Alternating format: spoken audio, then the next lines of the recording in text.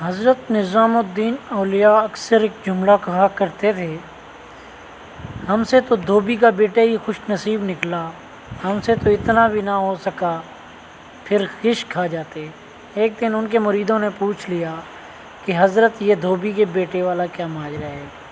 آپ نے فرمایا، ایک دھوبی کے پاس محل سے کپڑے دھلنے آیا کرتے تھے اور وہ میاں بیوی کپڑے دھو کر پریس کر کے واپس محل پہنچا دیا کرتے تھے۔ ان کا ایک بیٹا بھی تھا جو جوان ہوا تو کپڑے دھونے میں والدین کا ہاتھ بٹانے لگا۔ کپڑوں میں شہزادی کے کپڑے بھی تھے جن کو دھوتے دھوتے وہ شہزادی کے نادیدہ عشق میں مبتلا ہو گیا۔ محبت کے اس جذبے کے جاگ جانے کے بعد اس کے اطوار تبدیل ہو گئے۔ وہ شہزادی کے کپڑے الگ کرتا، انہیں خوب اچھی طرح دھوتا، انہیں استری کرنے کے بعد ایک خاص نرالے انداز میں طے کر کے رکھتا۔ سلسلہ چلتا رہا، آخر والدہ نے اس تبدیلی کو نوٹ کیا اور دھوبی کے کان میں خسر پھسر کی تو یہ تو لگتا ہے سارے خاندان کو مروائے گا، یہ تو شہزادی کے عشق میں مبتلا ہو گیا ہے۔ والد نے بیٹے کے کپڑے دھونے پر پابندی لگا دی۔ ادھر جب تک لڑکا محبت کے زیر اثر محبوب کی کوئی خدمت بجا لاتا تھا، محبت کا بخار نکلتا رہتا تھا، مگر جب وہ اس خدمت سے ہٹایا گیا تو لڑکا بیمار پڑ گیا اور چند دن کے بعد فوت ہو گیا۔ ادھر کپڑوں کی دھلائی اور تہہ بندی کا انداز بدلا تو شہزادی نے دھوبن کو بلا بھیجا اور اس سے پوچھا کہ میرے کپڑے کون دھوتا ہے؟ دھوبن نے جواب دیا کہ شہزادی عالیہ میں دھوتی ہوں۔ شہزادی نے کہا پہلے کون دھوتا تھا؟ دھوبن نے کہا میں ہی دھوتی تھی۔ شہزادی نے اس سے کہا کہ یہ کپڑا طے کرو۔ اب دھوبن سے ویسے طے نہیں ہوتا تھا۔ شہزادی نے اسے ڈانٹا کہ تم جھوٹ بولتی ہو، سچ سچ بتاؤ ورنہ سزا ملے گی۔ دھوبن کے سامنے کوئی دوسرا رستہ بھی نہیں تھا، کچھ دل بھی غم سے بھرا ہوا تھا۔ وہ زاروں قطار رونے لگی اور سارا ماجرا شہزادی سے کہہ دیا۔ شہزادی یہ سب کچھ سن کر سنانے میں آ گئی۔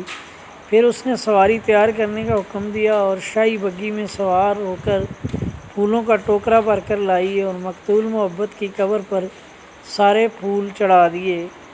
زندگی بھر اس کا یہ معمول رہا کہ وہ اس دھوبی کے بچے کی برسی پر اس کی قبر پر پھول چڑھانے ضرور آتی۔ یہ بات سننے کے بعد حضرت کہتے کہ اگر ایک انسان سے بن دیکھے محبت ہو سکتی ہے تو بھلا اللہ سے بن دیکھے محبت کیوں نہیں ہو سکتی؟ ایک انسان سے محبت اگر انسان کے مزاج میں تبدیلی لا سکتی ہے اور وہ اپنی پوری صلاحیت اور محبت اس کے کپڑے دھونے میں بروئے کار لا سکتا ہے تو کیا ہم لوگ اللہ سے اپنی محبت کو اس کی نماز پڑھنے میں اس طرح دل و جان سے نہیں استعمال کر سکتے؟ مگر ہم بوجھ اتارنے کی کوشش کرتے ہیں۔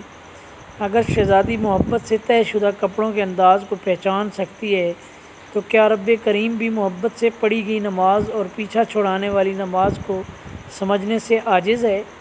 حضرت نظام الدین اولیاء پھر فرماتے، وہ دھوبی کا بچہ اس وجہ سے کامیاب ہے کہ اس کی محبت کو قبول کر لیا گیا، جبکہ ہمارے انجام کا کوئی پتہ نہیں، قبول ہوگی یا منہ پر مار دی جائے گی۔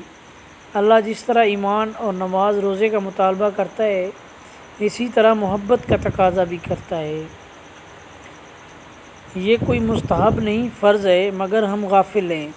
پھر فرماتے، اللہ کی قسم اگر یہ نمازیں نہ ہوتیں تو اللہ سے محبت کرنے والوں کے دل اس طرح پھٹ جاتے جس طرح دھوبی کے بچے کا دل پھٹ گیا تھا۔